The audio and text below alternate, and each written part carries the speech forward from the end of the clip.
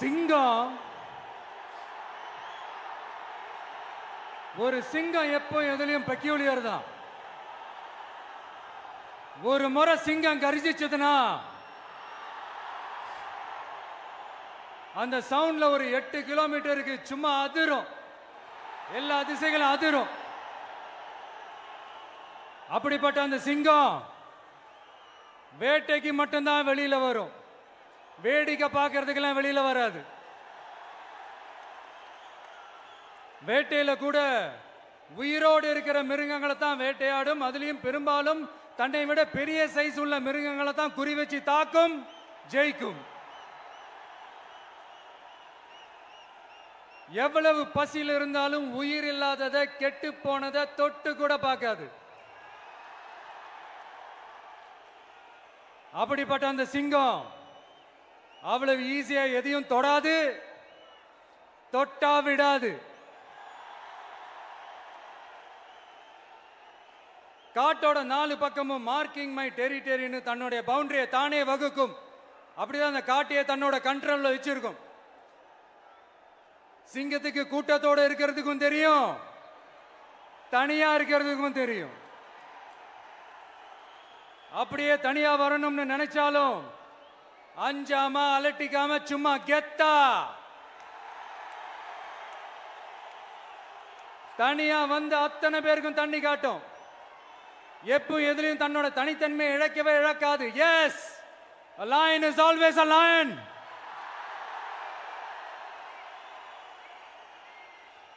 There are so many jackals and other animals in the forest, but there will be only one lion. And even if it is single, it will be the king of jungle. It is not only a description but also a clear declaration. சிங்கத்தை பத்தி பேசிட்டு நம்ம சிங்க குட்டிகளையும் சிங்க பெண்களையும் பத்தி நம்ம பேசாம இருக்க முடியுமா? அவங்கள எப்படி நான் மறப்பேன்? அவங்க தான் என்னுடைய உயிராச்சே, என் நெஞ்சில் குடியிருக்கும்.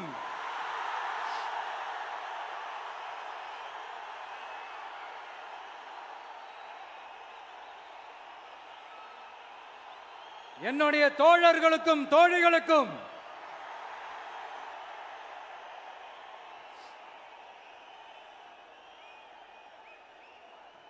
நேர்ல வர முடியாத சூழல்ல வீட்டில் இருந்துகிட்டே நம்மளோட இந்த மாநாட்டில் நேரலை வாயிலாக கலந்துகிட்டு இருக்கிற என்னுடைய அம்மாக்கள், அக்கா தங்கைகள், அண்ணன் தம்பிகள், நண்பர்கள் அனைவருக்கும் என்னோட உயிர் வணக்கம்.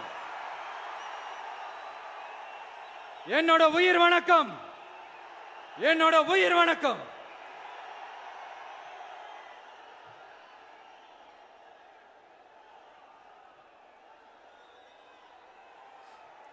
வீரம் விளையும் மாமதுரை மண்ணை வணங்குகிறேன். இந்த மதுரைனாலே உடனே ஞாபகத்துக்கு வரது சீறி பாஞ்சி துள்ளி குதிக்கிற யாருக்கும் அடங்காத காளைகள் விளையாடுற அலங்காநல்லூர் ஜல்லிக்கட்டு தான். நம்ம வைகை ஆறுதான் அழகர் ஆத்துல இறங்குற வைபவம். மதுரை மீனாட்சி அம்மன் இந்த மண்ணோட உண்மையான குணம், உணர்வு பூர்வமான மண் இது. அது மட்டும் இல்ல, இந்த மண்ணில் வாழ்ற மக்களும் அப்படித்தான் உணர்வு பூர்வமான ஆளுங்க. நான் இந்த மண்ணில் கால் எடுத்து வச்ச உடனே ஒரே ஒருத்தரை பத்தி தான் மனசுக்குள்ள ஓடிக்கிட்டே இருந்தது. அவர் யாருன்னு உங்களுக்கும் தெரிஞ்சிருக்கும். சினிமானாலும் சரி, அரசியல்னாலும் சரி, நமக்கு ரொம்ப ரொம்ப பிடிச்சது புரட்சி தலைவர் எம்ஜிஆர் அவர்கள் தான். அவரோட பழகிறதுக்கு எனக்கு வாய்ப்பு கிடைக்கல.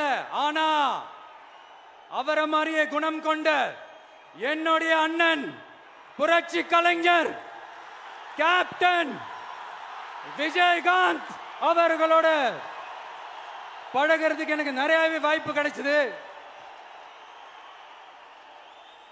அவரும் இந்த மதுரை மண்ணை சேர்ந்தவர் தானே, அவரை மறக்க முடியுமா? தமிழ்நாட்டு மக்கள் உணர்வுபூர்வமா உண்மையா நம்ம பக்கத்திலே நிக்கிறவங்க, அதுக்கு ஒரு மிகப்பெரிய அடையாளம் தான் இந்த மதுரை மண். நம்ம தமிழக வெற்றி கழகம் கையில் எடுத்திருக்கிற அரசியலும் அப்படித்தான்.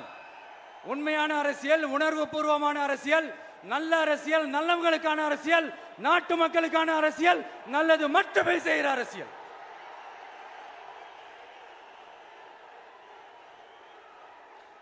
இதோ நம்மளுடைய இந்த இரண்டாவது மாநில மாநாடு வாகை சூடும் வரலாறு திரும்புகிறது. அப்படி இந்த மாநாட்டுக்கு பேர் வச்சிருக்கிறோம். 1967லயும் 1977லயும் நம்ம தமிழக அரசியல் ஒரு மிகப்பெரிய ஆட்சி அதிகார மாற்றங்கள் ஒண்ணு நடந்துச்சு இல்லையா? அதே மாதிரிதான் அடுத்த வருஷம் 2026ல அப்படி ஒரு வரலாறு திரும்ப போகுதுன்னு உறுதியா சொல்றதுக்கான மாநாடு தான் நம்மளோட இந்த இரண்டாவது மாநில மாநாடு. விக்கிரவாண்டி விசாலையில் நம்மளுடைய ஃபர்ஸ்ட் மாநாடு நடத்தணும், வெற்றி கொள்கை திருவிழா. அதுக்கப்புறமே நீங்க பார்த்திருப்பீங்க, தமிழக அரசியல் அந்த தட்ப வெப்பத்தையே மாத்தினுச்சு. நமக்கு எதிராக எத்தனை குரல்கள். ஆனா உங்களுக்கு தான் நம்மளை பத்தி நல்லா தெரியுமே, எந்த குரலையும் காதலையே போட்டுக்காம மக்களோட குரலை மட்டுமே கேட்டுக்கிட்டு நமக்கு எதிராக வர அத்தனை கூக்குரல்களையும் சின்னதா ஒரு சிரிப்போடவே கடந்து வந்திருக்கிறோம். அது இல்லாம நம்ம மாநாட்டில் ஒலிக்கிற இந்த குரல் இந்த ஒற்றை தமிழ் மகனோட குரல் மட்டுமல்ல, ஒட்டுமொத்த தமிழ்நாட்டு மக்களுடைய குரல்.